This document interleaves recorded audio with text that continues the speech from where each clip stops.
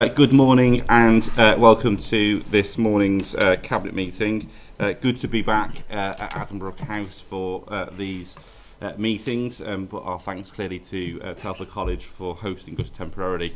But it is good to be back in Addenbrooke to have these meetings. I think the first Cabinet meeting certainly I've attended here for quite some time. So welcome. We've got an apology, I believe, from Councillor Tomlinson, is that right? That's right. There's nobody else. Nigel, you're here. Everyone else is here. So happy to accept Bill's apology, of course. Declarations of interest. Any declarations of interest at this point, or before any decision made pertaining to your interest? Any? No. Okay. Minutes of the previous meeting. They've been circulated previously. Happy to accept those as a true record. Move them, Chair. Moved. Thank you. I shall sign those in due course. Under item 4 then, which is the leaders' announcements, I just want to pick up a couple of items under this set of announcements. So firstly, I want to say a huge congratulations to all of our staff, all of our councillors involved, all of our partners for the fantastic news that we've won the Association of Public Service Excellence Council of the Year. I hope even our biggest critic will be gracious enough to pay tribute to our staff for the hard work that they've done over the last year. Every local authority, regardless of political persuasion, has stood up as a result of the pandemic that this country has faced. But to be recognised in this year of all years to be that Councillor of the Year across England, Wales, Northern Ireland and Scotland was a real achievement. And I want to say thank you to everybody here at Telford Wrekin Council. We should be proud. I know that sometimes there's a tendency to be self-critical and not to necessarily see an achievement for what it is, but certainly it was a fantastic tribute, and as I say, thank you. Also, Council of the Year from the Cooperative Council Network, again voted for by the public, and again a real feather in our cap. And although we didn't make the final winner for the MJ Council of the Year, we were amongst the top 6 councils in the country for that accolade. And again, something that I hope our biggest critic will also be able to just take a bit of time to thank and pay tribute to our fantastic staff who've all stepped up in this most difficult of years. And I'd also want to pay tribute and congratulate personally and publicly Joe for winning the Corporate Director of the Year up against tough competition from right across the country, and actually in a year that has been defined by public health crisis, for Joe to win that against people in the public health field was a clear highlight of the work that Joe's done here at Telford Wrekin. And again, I do hope that we can all be proud of Joe and the Children's Services team as well. So congratulations, Joe. Just linking back to COVID, I am concerned that for the last 2 weeks we've had now the highest COVID rates in the West Midlands. And there is a huge amount of debate about why that might be. There are some theories around areas that have had lower case numbers historically, not necessarily having the community immunity, and actually now in this sort of third wave being caught up in that. But I just want to say very publicly that we do need to ensure that we have we continue to redouble our efforts, making sure we get tested at least twice a week, washing our hands regularly, and ensuring that we isolate if we are testing positive for the virus. And we are looking at ways in which we can support communities further. In the past, government have helped those areas that have had high prevalent levels of COVID, and we'll be looking to government to understand how they will support Telford Wrekin if this situation continues and deteriorates further. I also want to pick up the issue of the Afghan resettlement. The Home Office was very clear to councils that they will work with councils and to support them to help those Afghans who've resettled in this country. Please do remember that those coming from Afghanistan have supported and aided the British government and the British military over the last decade, and we owe a moral responsibility to support them in their time of need. But frankly, the way in which the Home Office is working currently is a disgrace. We've got situations where we've got children turning up with broken arms into the hotels here in Telford, and it simply is not acceptable. We are raising this issue with our members of Parliament, both publicly and privately, but the situation can't continue. Every area of the country should be taking their fair share of the Afghan resettlement programme, and we are at our fair share. And I will not hesitate to make private conversations public if the situation continues where Telford Wrekin is being seen and being dealt with in such an unfair way by the Home Office. And I hope that this public message will be picked up by the Home Office together with our members of Parliament, so they can ensure that we do get the support that not only the council needs, not only the community needs, but what the Afghan citizens need as well in this country. And then finally, I just want to pick up on the Levelling Up rename of the government department. I really welcome that Michael Gove has been appointed to that role, but we are in the third category of the Levelling Up Fund. That is absolutely disgraceful. Newark, the constituency of the former local government secretary, is in tier 1. We're in tier 3. If the government are serious about levelling up, then a £23 million fund simply doesn't cut it here in Telford Wrekin. I do hope that the government matches its words and rhetoric with real action. I'm seeing in other areas of the country tens of millions, often hundreds of millions of pounds being invested with the label levelling up. But it's about time we had our fair share here in Telford Wrekin, and I do hope that our MPs, our opposition councillors, will work with the administration so that we do get our fair share. That's all I wanted to say under my update. We'll now move over to item 5, which is the Learning Disability Strategy. Andy. Yeah, thank you, Sean. I think this consultation, I'll just highlight a few aspects of it. This consultation that we've had around a learning disability strategy is in many ways something of a model process. It has been detailed, it has been thorough. It's been delayed by the pandemic, but it's been influenced by it too in terms of its conclusions. I think when we read reports such as these, the tendency is not to bother with reading appendices sometimes. I would urge anyone to break that tendency, because the comments by users, by parents, by carers and other stakeholders are key to what has informed the conclusions in this report of the consultation and on into the strategy, which is now in draft form as an appendix to this report. I think the consultation embodies our approach to how we do things here at Telford and Wrekin as a cooperative council. If you look at 610, you'll see there that we've actually made sure that we've addressed inequalities effectively. The inequalities experienced by people with a learning disability was amplified in the Marmot report, Building Back Fairer, and has been as an important consideration as we develop this plan. The other important aspect I think to highlight is the way that we've involved in our users in the process. The role of Telford Voices, who are a group of people with learning disabilities, which we set up with our partners undertaking the support.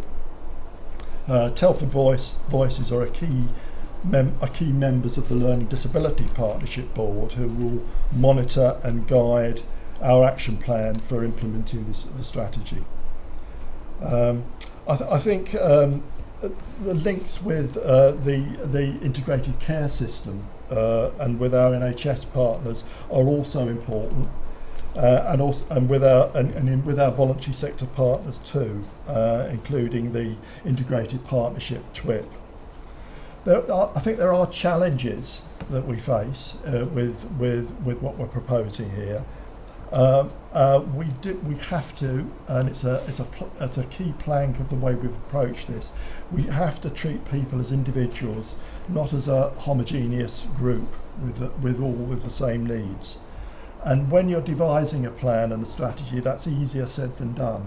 It means a lot of painstaking work, talking to individuals, their families and their carers, to understand exactly what their needs are, to make sure there are opportunities for leisure, for job opportunities, for socialising, and for respite. And we've seen how the pandemic has accelerated the need for this approach. We've not been able to use our day centres in the same way. We've had to look at how we respond to those individual needs in much more detail. You'll see at 6.4 that some priorities have arisen out of the consultation. There are 3 things which we think we need to focus on and actually address in more detail. They are getting out and about, the right support, and accessing respite, and we intend to put a particular focus on those. So I'll invite the Cabinet's approval for the proposals within the strategy and for the action plan. Thank you. Thank you, Andy. Is that seconded? Thank you, Paul. Any questions or comments from Cabinet members on the strategy? Richard? Yeah, I'm fully behind this. I mean, I think, knowing Telford voices as I do, I think it's good to hear the lived experience of those individuals in the way that they want to have their aspirations and live their life as normally as possible. And this the way forward is that everyone should have the choices they want to make and live the life they want to make. And this report goes to support that. And it's really credit to this council that we're pushing forward on that agenda. Thank you very much. Carolyn? I think it's really welcome strategy, and I think the consultation's been really good, and it's good to hear, as Andy said, the voices of people that this service is there for. And I think also the voice of carers is so important, and I'm really pleased that issue of respite has been picked up and will be a priority going forward. So yeah, I think this is a good report, really welcome it. Thank you. Paul? Yeah, also really welcome the report. It's good to see, as always with our approach, it's looking at from the user and from how the user sees the service, and for me that's an incredible way to go. So I want to thank the staff team who've been working on it. It's been great. Thank you. Any comments from yourself, Nigel? I think it's good that service users are supportive of what's actually being done, and there's obviously good work being done, and fingers crossed that will continue. The only thing I would like to see in the report is some specific measurable objectives, so that we can make sure that progress is continuing, and that we achieve the targets that are set out. But very good work. Andy, do you want to just pick that up on the response? I think that is going to come. I mean, we're still refining the strategy and the action plan, so I think some more detail around how we will monitor. And as I think I said in the introduction, the Learning Disability Partnership Board, which has people with a learning disability on it, are certainly going to hold our feet to the fire on that. Lovely. Okay, that's a good discussion. Sarah, anything that you wanted to add? No? Thank you, Sarah. Okay, that's been moved and seconded. Is that agreed? That's lovely. Thank you very much indeed. We'll move on to item 6 then, which is the Tibberton and Cherrington Neighbourhood Development Plan approvals. Item 6. David Wright. Thank you, Chair. This is largely a system report, but it relates to the Tibberton and Cherrington Neighbourhood Plan, as you said. The Neighbourhood Plan has been developed by the Parish Council in consultation with local residents and in partnership with Telford Wrekin Council officers, and it reflects the issues that are important in that parish and adds local detail to the wider Telford and Wrekin local plan. We've been working with the parish closely on this. We're supporting them through the process, and this report requests an opportunity to take the proposed local plan to a neighbourhood referendum, and that gives local people in this area a say on that local plan. That then sits as part of the development plan framework within the wider Telford and Wrekin local plan, and we are very supportive of this process of local parishes developing this type of plan and having their say locally, and we are supporting and have supported a number of parishes moving forward with neighbourhood plans. So this is largely a technical report.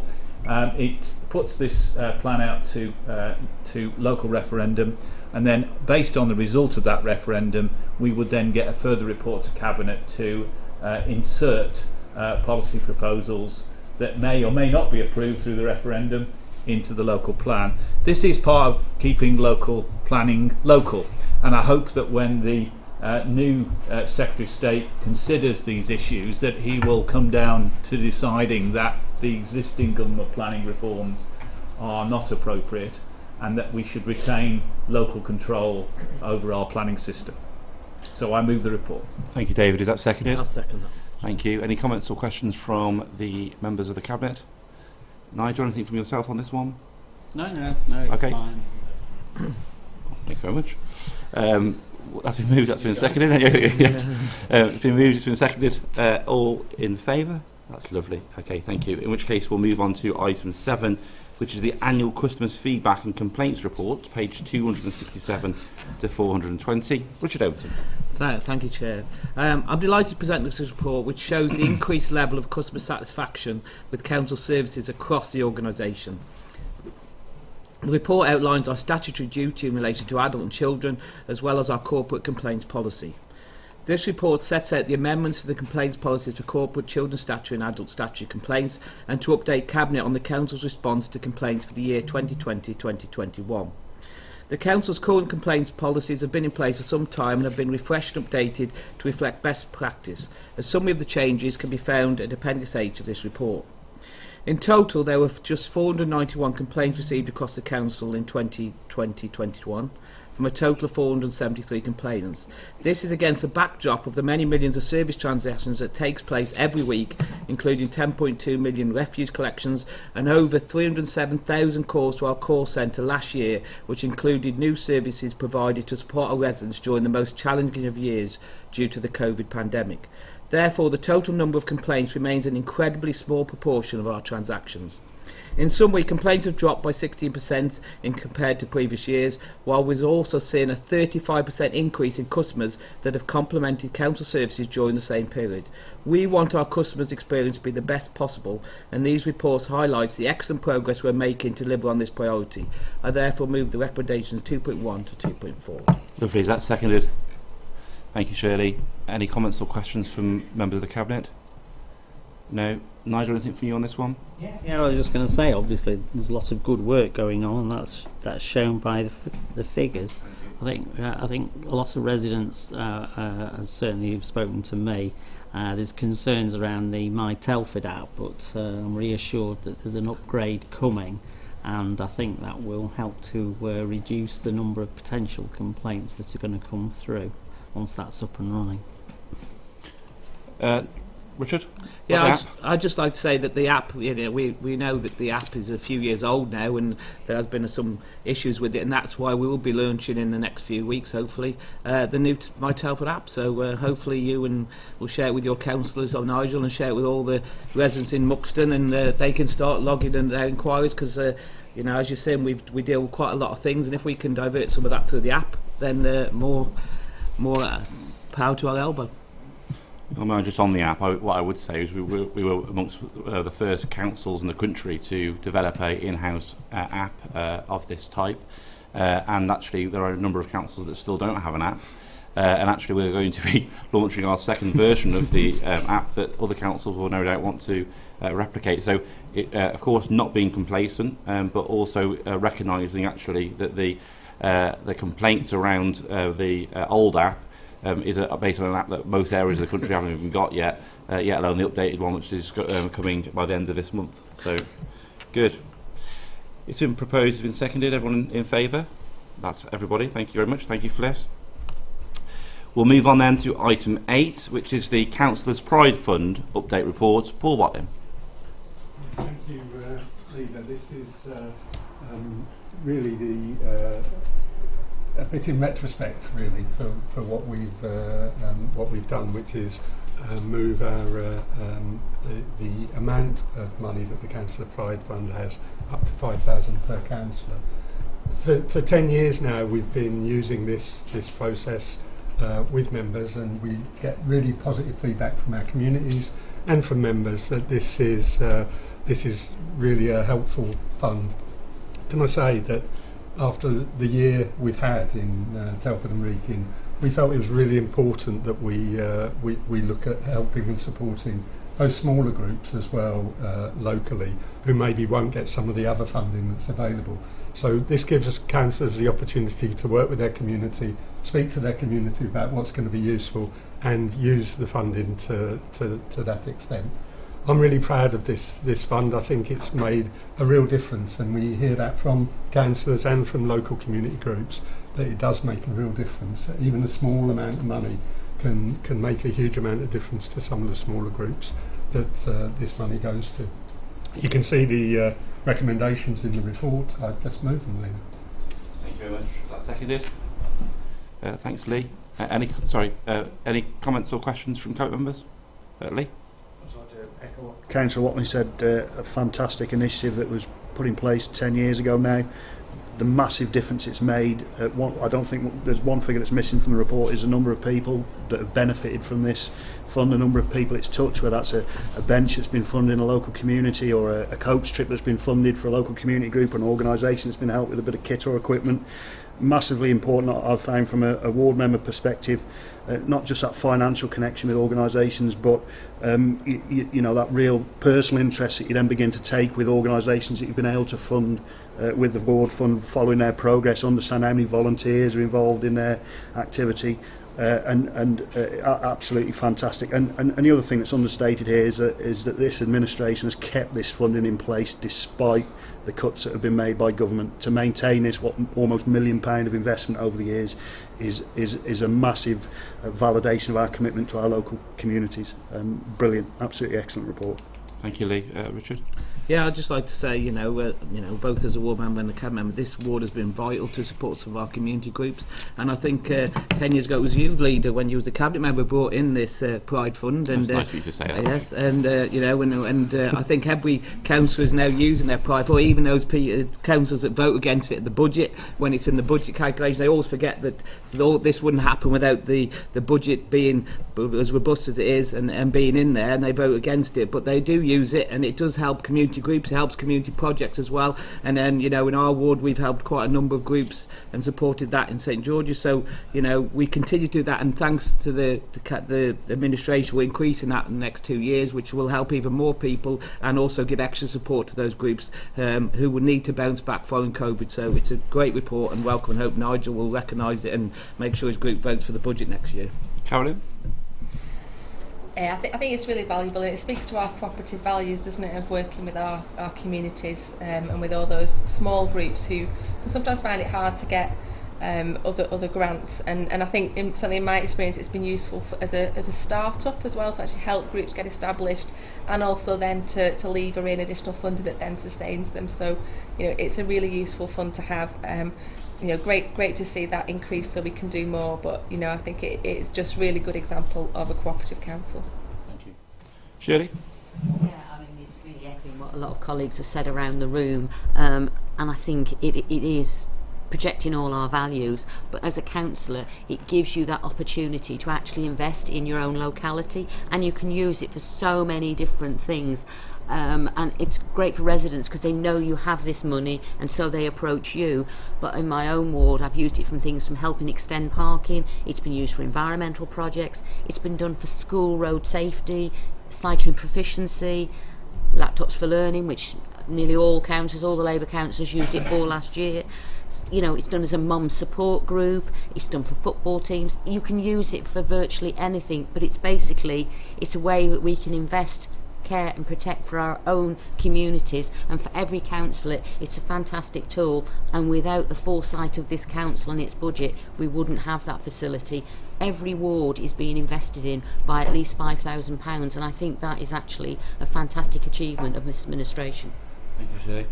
Nigel, anything for yourself on this one? Yeah, well, I mean, obviously I support the concept because the precursor of this was actually set up by the Conservative administration. And it does actually refer to it slightly in the report. And it's good to be able to tailor some small amounts of investment into individual wards.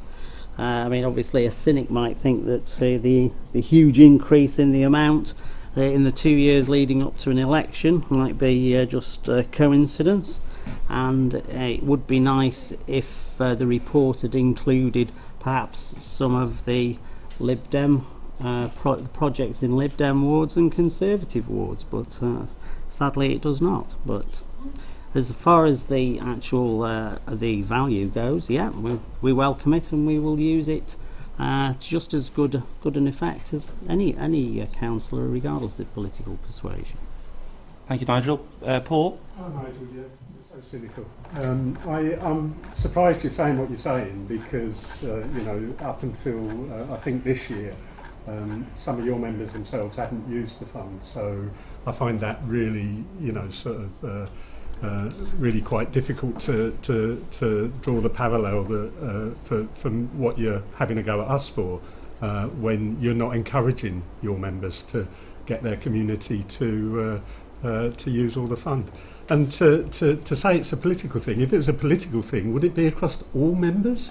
I'm really shocked that you're suggesting that, really. This is for all members, your members as well, Nigel. So I'm surprised. Well, I'm surprised you're criticising it then. There's a Newport Tree project in the report, by the way. So if you read the report, maybe that would be helpful. So. But there are no Lib Dem members in the report. Sorry, it's part of the opposition. I think. Firstly, Nigel, if you can guarantee today that every member of your group will put this money into their communities, that would make my life so much more easier. Because each and every year, the situation is that members in your group do not allocate either all or, in some cases, no funding from this pot into their wards, and then we have to deal with an underspend across this project.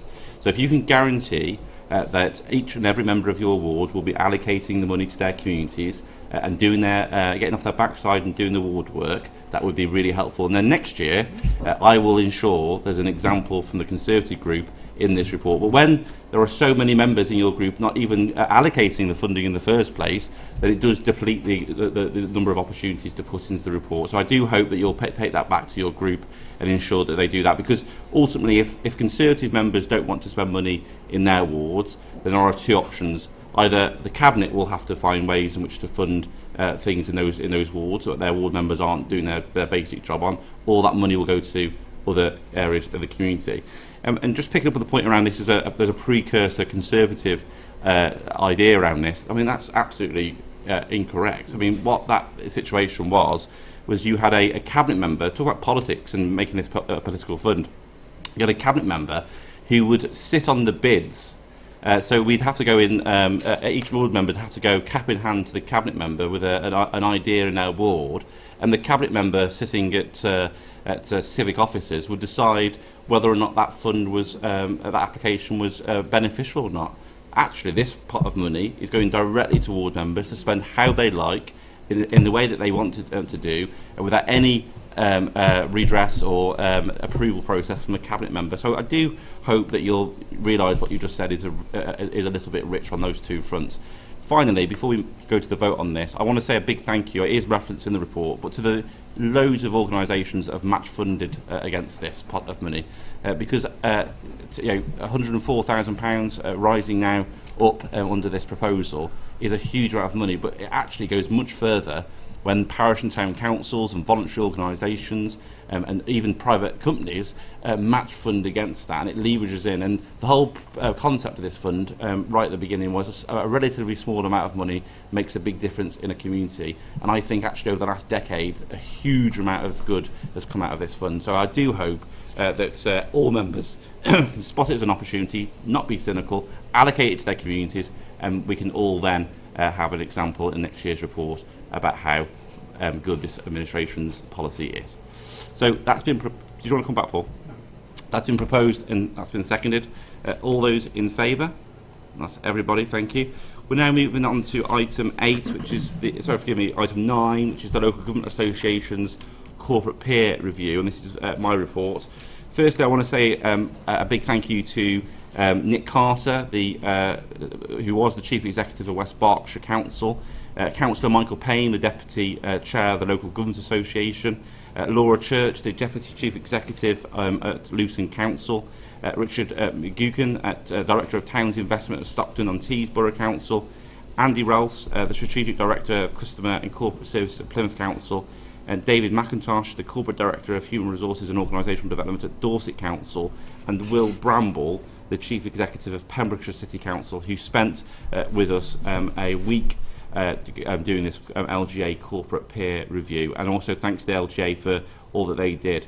I'm not complacent ever about holding up a mirror against the organisation that we have the privilege to lead, but this report is really, really stunning, and it goes again for some external validation on top of the awards that we've been winning recently, just how good Telford Wrekin Council is. And I do hope that our biggest critics can at least be modest enough and humble enough to accept this is an excellent local government report. The conclusions are that the council can be very proud of what it is achieving. It is clearly a very ambitious, top performing in key areas and striving constantly to deliver for local people. The authority, partners and communities can be extremely proud of the borough COVID-19 response. I thought that one of the most striking quotes for me was around Telford Wrekin Council fights for Telford Wrekin, and every single day that this administration has been going for the last decade, that has certainly been our mantra, making sure that every morning we're waking up and working out how to make Telford Wrekin a better place, demanding better, working with others positively. And despite the claims to the contrary, one of the interesting highlights of the report was just how well regarded we are by our partners. Often, opponents of this council will talk about partnership working. Actually, this cross-party politician and officer review spoke to many of our partners who were absolutely glowing about us as a trusted partner, a can-do organisation, a council that gets things done, in direct contrast to many councils up and down the country, in the region, and dare I say it, in the county. There is a strong and effective political managerial leadership of the council, which I think was a real nice takeaway for myself and for David Sidaway to take, make comments around visibility and being seen to by the organisation in a positive light. And an organisation that is striving constantly to deliver for local people. I and we never ever forget who put us here, and we're not complacent. We want things to be better, bigger, enhanced each and every time, and I hope that that comes through in terms of the policy offer that we have for the borough, and also the budget that keeps coming through. That despite the fact that other councils aren't doing it, we're still investing by being on people's side. And they say we see a real role for the authority to play in sharing its good practice and key successes and learning with others across local government and more. And I'll just end on this bit before I go into the recommendations. What a fantastic tribute that after 10 years of austerity, funding cuts, the cross-party, cross-officer member LGA is saying that we've got something to show and others to learn from, and we're not arrogant and we're not complacent. As I say, we'll go to other areas and we'll learn from them too, but what a fantastic way to be described. And often I think critics try and make the world's problems, the nation's problems, Telford and Wrekin specific without the context. And I think that people can see through that actually there are bigger factors at play, and despite those factors, Telford and Wrekin Council certainly fights and performs above and beyond its weight.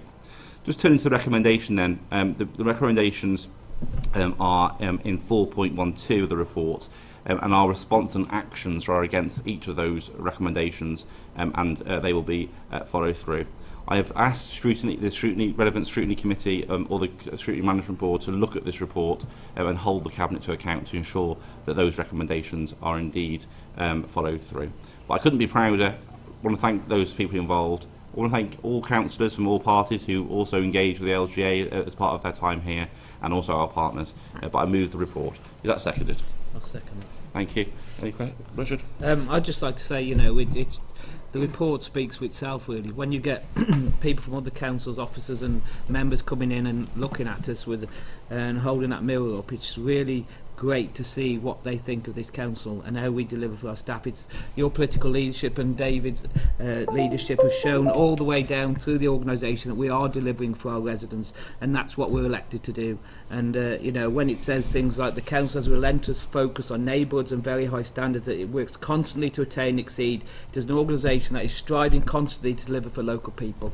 We have to be proud of those words, and and fair play to everybody, all officers, all from the top down, that we're delivering for our communities, and we will do the action points as you say, but it's a marvellous, and nobody can criticise really. We'll probably still get it, but thanks for them coming in, thanks for the leader asking them to come in and have a look at us, and we all say we're doing well, but when you read it in the words from outside organisations, I'm really proud of how we've delivered for our communities. Thank you very much. Anybody else? Ray? Thank you, Leader. I'd just like to reflect on the fact that when this administration came back into power in 2011, I was told confidentially that the external professional view of Telford and Wrekin was that we were a basket case.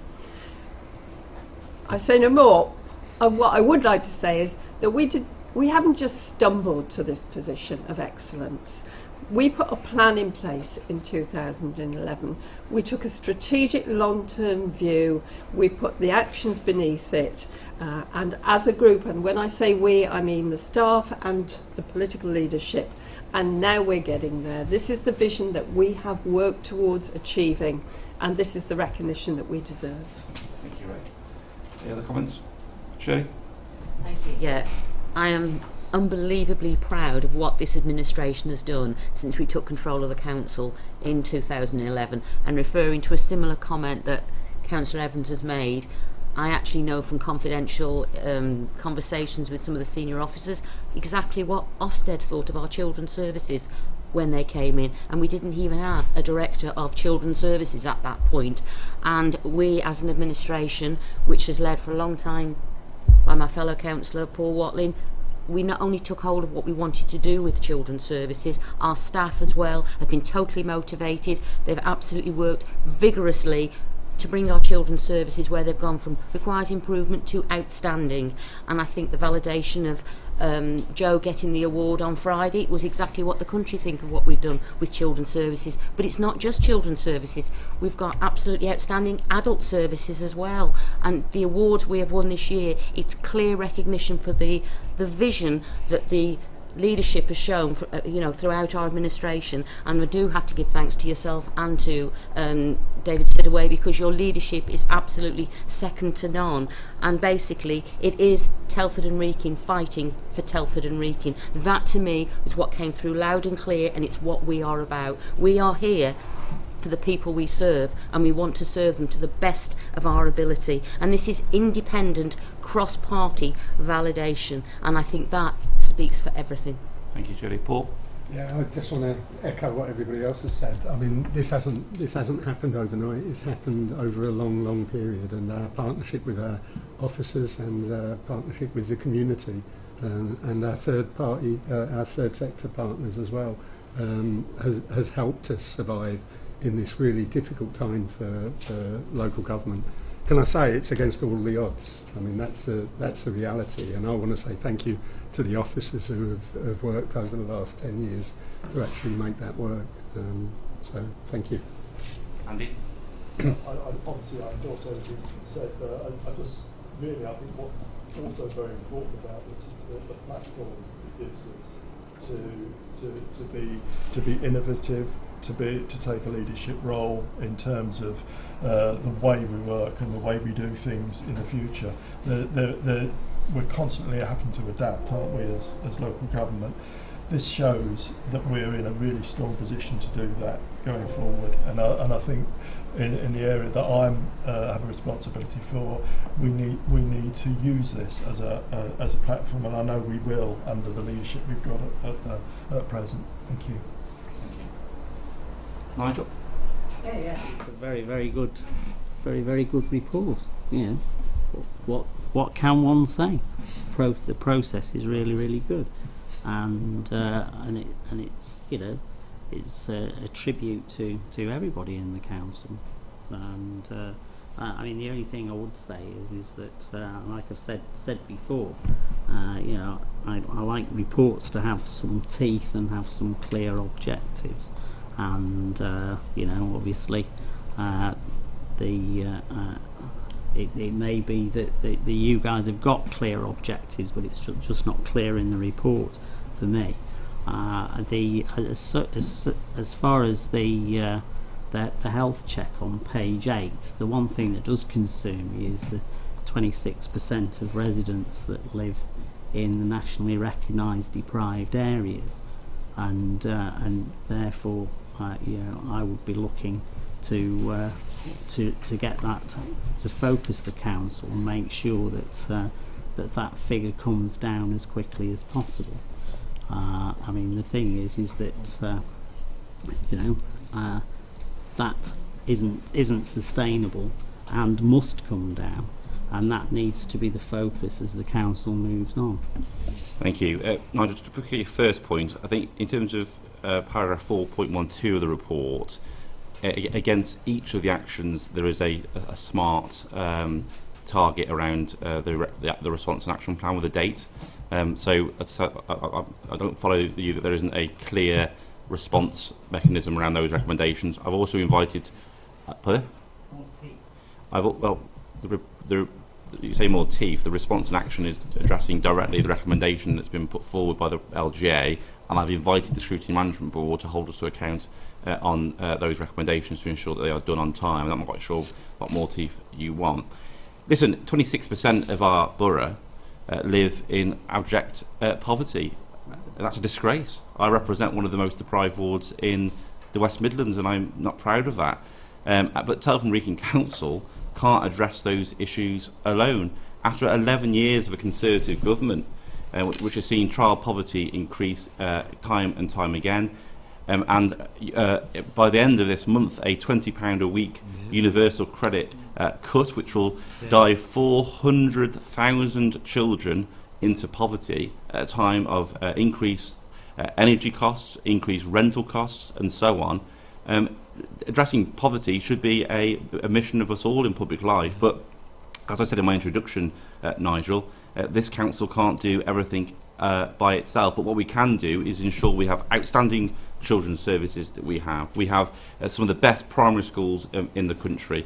We have a support package through our crisis network, a school uniform project, a baby bank to provide nappies to families who are most in need. And none of those things are required if we had a government that made sure that poverty and child poverty was at the heart of all it did, and made sure that the decisions that it makes in Downing Street does not affect families who live in our streets here in Telford and Wrekin.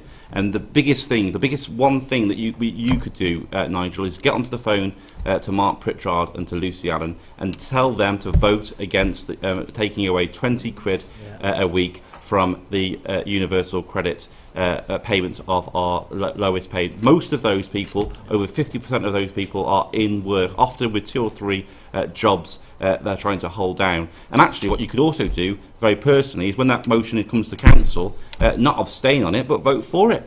So I'll take no lessons from you or the Conservative Party on poverty. We are absolutely committed to dealing with and tackling poverty, particularly child poverty, but we can't do it alone. We can't do it when there's £126 million a year taking away from our local authority budget. We can't do it when welfare reform takes money out of the family home of some of the poorest people in our society. We can do it together, but it takes two to tango on this issue. And I do think of this week of all weeks, for you to raise child poverty in the way that you just did is absolutely shocking. And I do hope the next time a motion comes to council on universal credit, on child poverty, you will support it. And incidentally, a budget that comes to council, that you'll support the budget. Every year for the last 10 years, a budget has come forward to the council to put money into communities like the ones you just described, and each and every year you do not support it.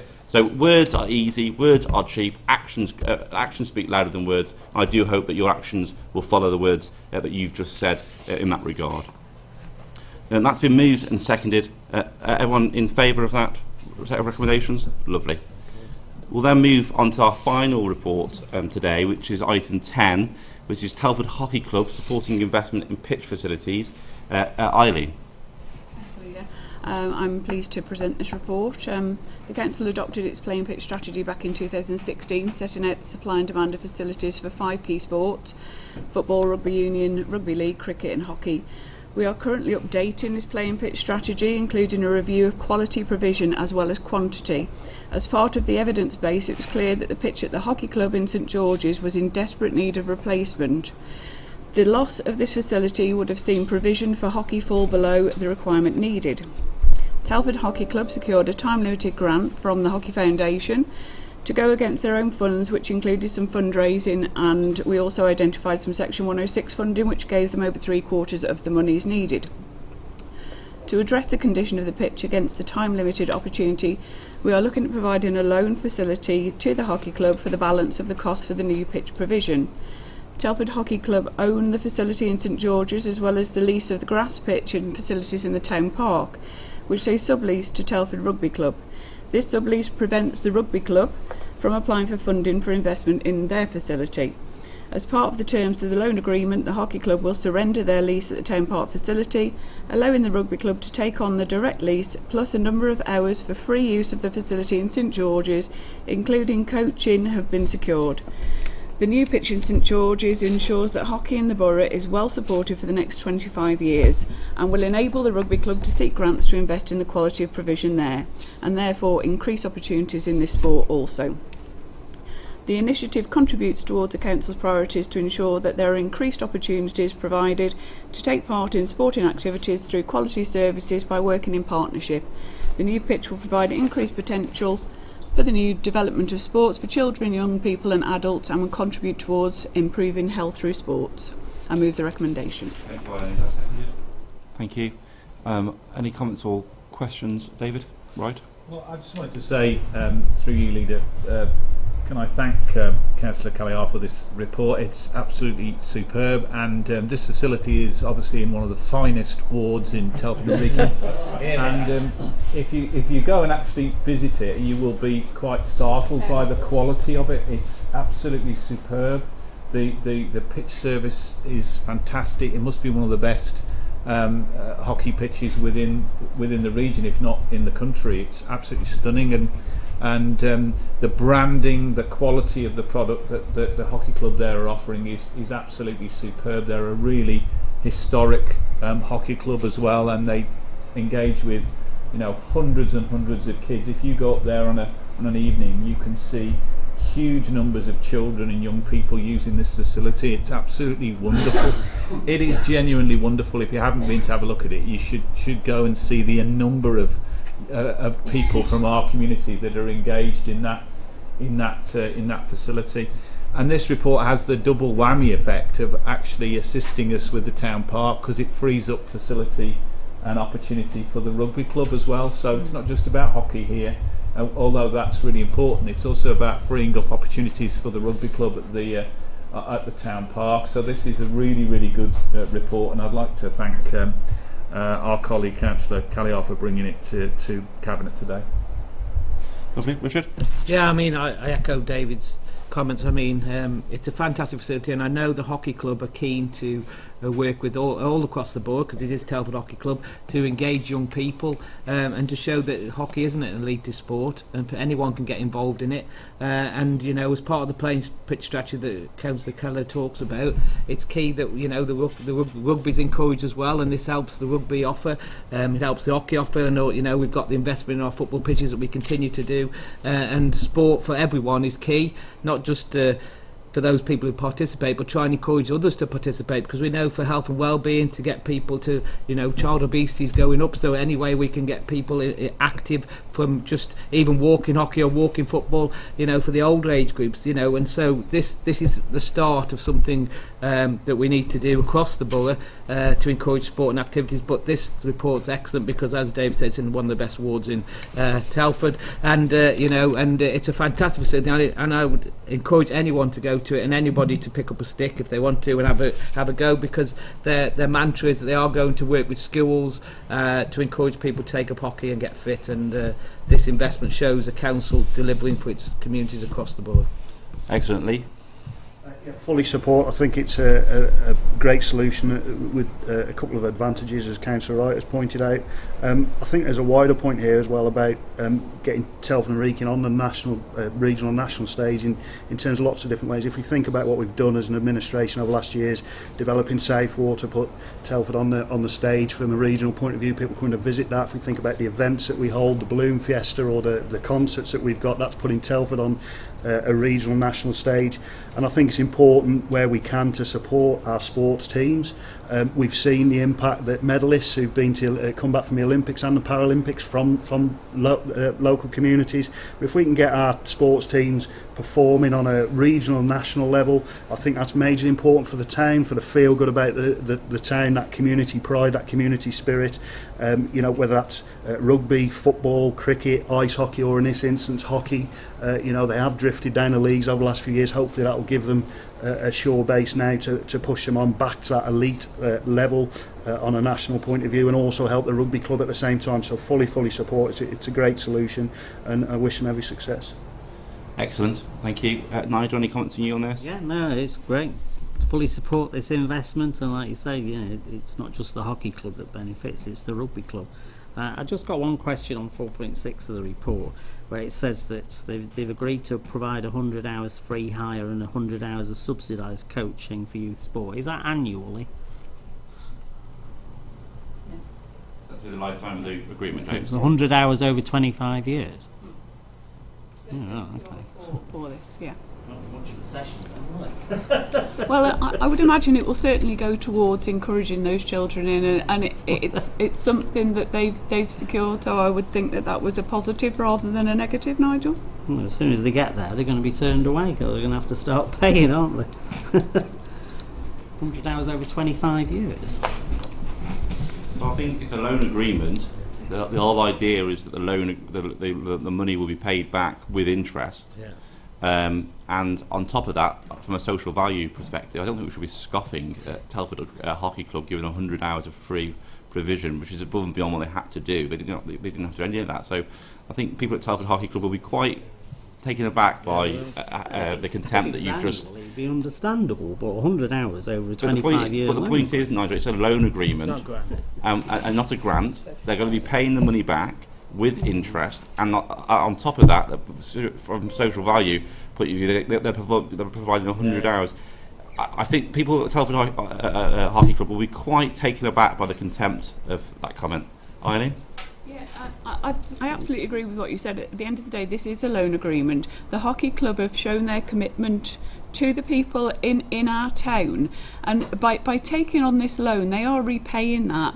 To add this in as an added benefit, it's going to give an advantage to people in those deprived areas that we were speaking of in the last item.